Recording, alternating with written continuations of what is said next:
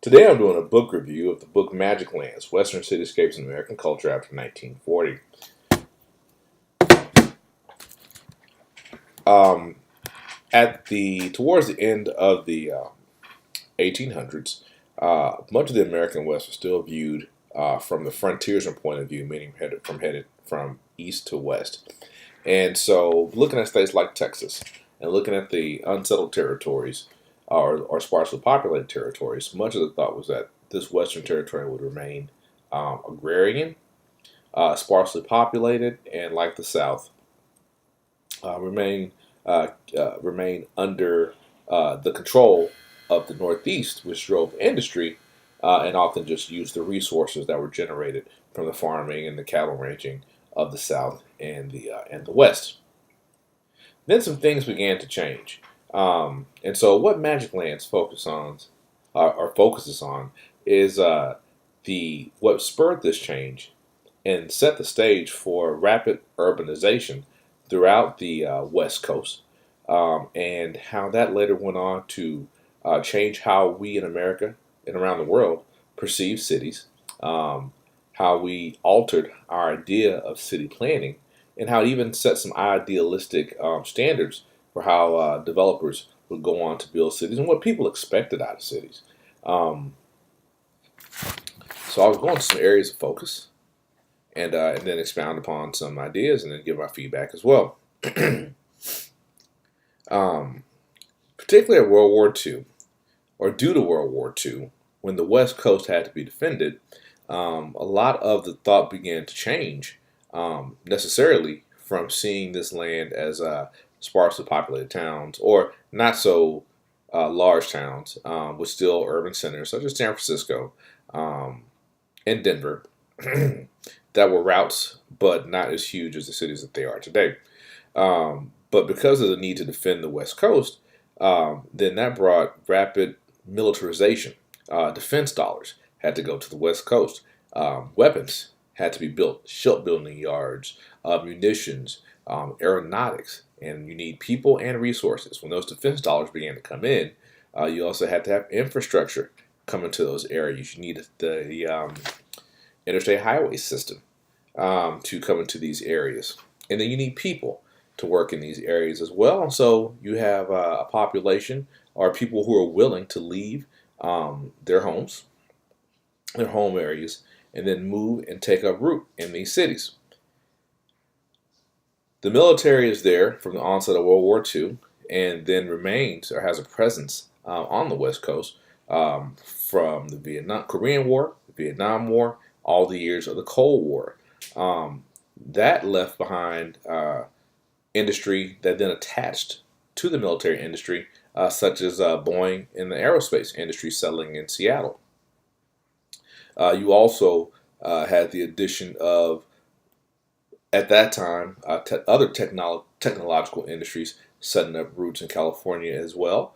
You had soldiers returning from the war who had spent time in these cities, deciding not to go back to homelands back on the East Coast or in the South and settling in the West instead. So you had a transient population that all decided to set up in the West. So rapid multiples of cities growing.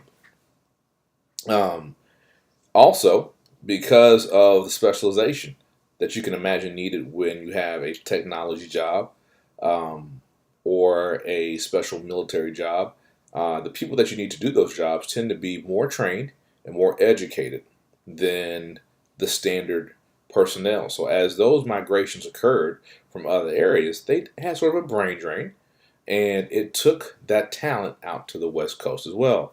That in turn led to the explosion of the education system.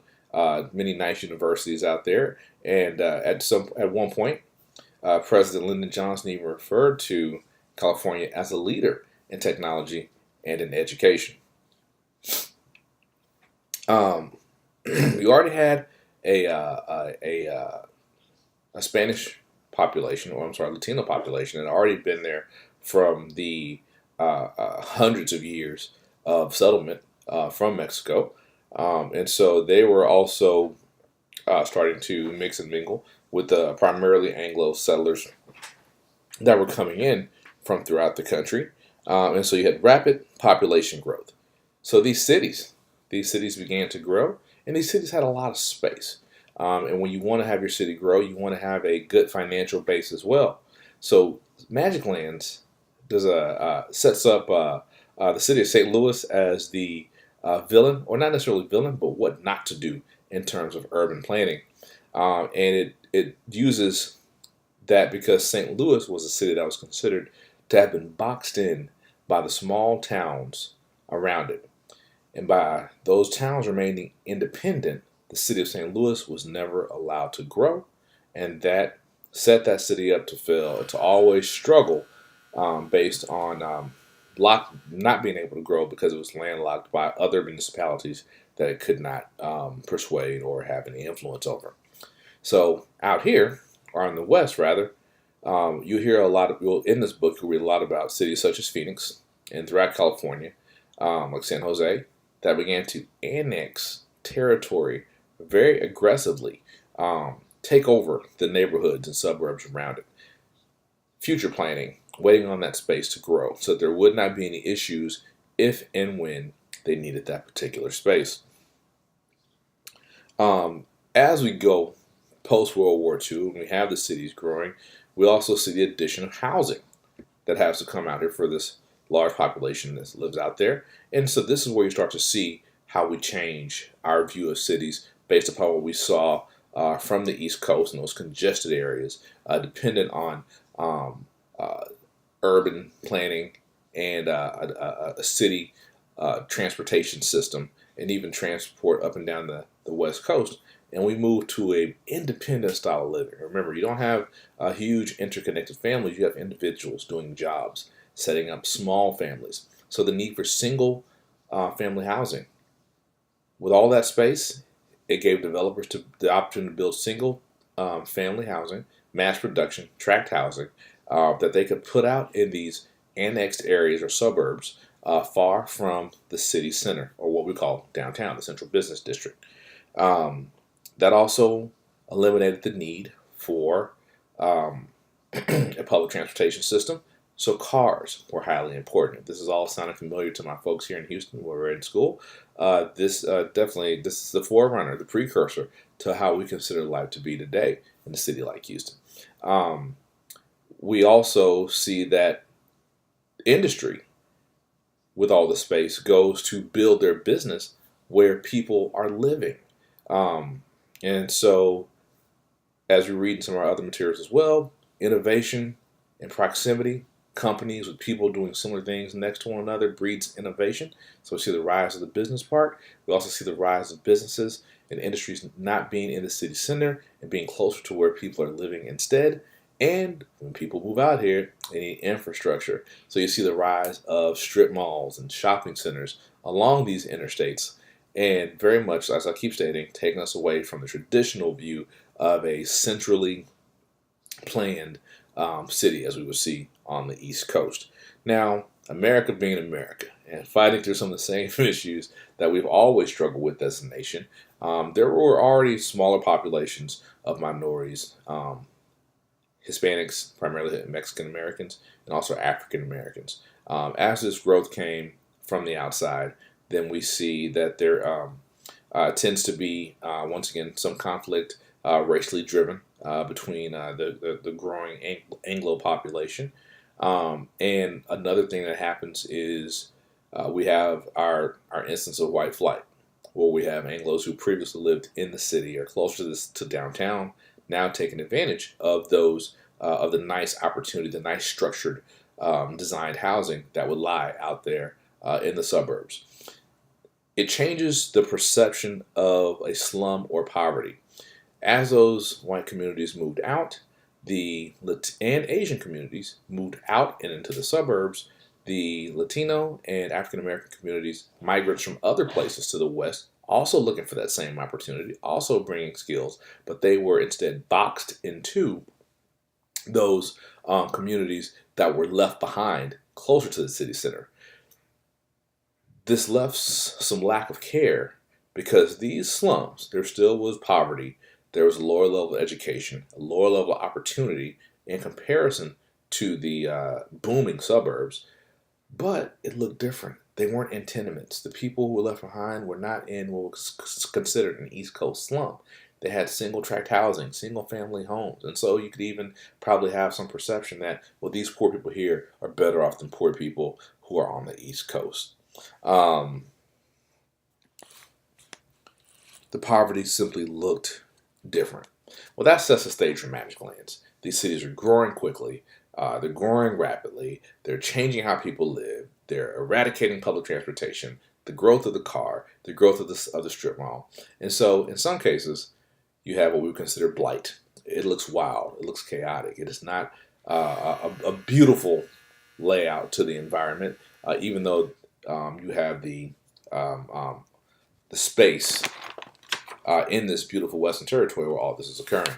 So deeper in the book, we move into one particular example that was monumental, and that was the rise of Sun City outside of Phoenix, Arizona.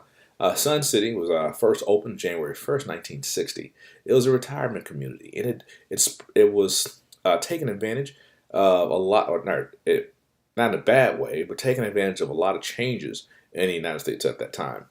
People were learning how to retire. There was no notion for that.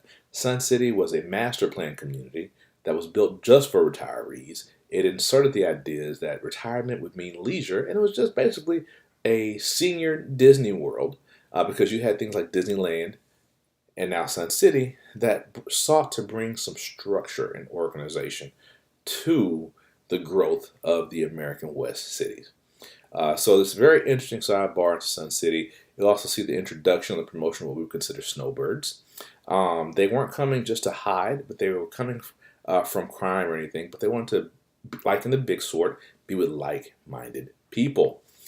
So we see that Sun City set precedent in many areas. There was a huge population growth in retirement centers, retirement neighborhoods where people could be active, engage in leisure, and take advantage of the beautiful surroundings of an Arizona and still be self-sufficient as they basically found a leisurely way to live out their retirement years. Now, we saw components of this now be transferred to the rest of the United States. We see other things like master plan communities where you see amenities that people want, but also done in a almost spotless theme park way, like I said, driven by the creation of Disneyland. And that's also where, in terms, this Magic Lands comes from, because you're able to sculpt these ideal environments. Later on, we see this advance as we get towards the end of the book, and we talk about what this type of development meant. The West did mean opportunity for many people moving out there. It had an influence on how we saw cities. It had so much space out there. It also changed how we considered human interaction with cities. The creation of the city center no longer controlled human life, but it was where the person chose to live. As I mentioned before, where that person chose to live, think of the big sort, and you're picking how you would like to live your life. When you chose to live here, you see creations like a Sun City or any other master plan community. Your job is nearby, and you also see in LA things like Century City, where developers go in and pretty much respect downtown, but now they realize they can build a sterile structure environment with business and entertainment and everything else they think that people around them want to have, and they can build that in anticipation of a population center being created there. The final thing is this: while this did have impact on the environment, more people demanding more for the environment, there also was another bargain, or that done that for many people, they thought they were getting closer to the environment, the fresh air, leaving behind a congested West Coast, and a variety of other things where we see that the term Magic Lands has been the guide through which we've created and crafted the American West and South throughout the rest of the 20th century and into the 21st.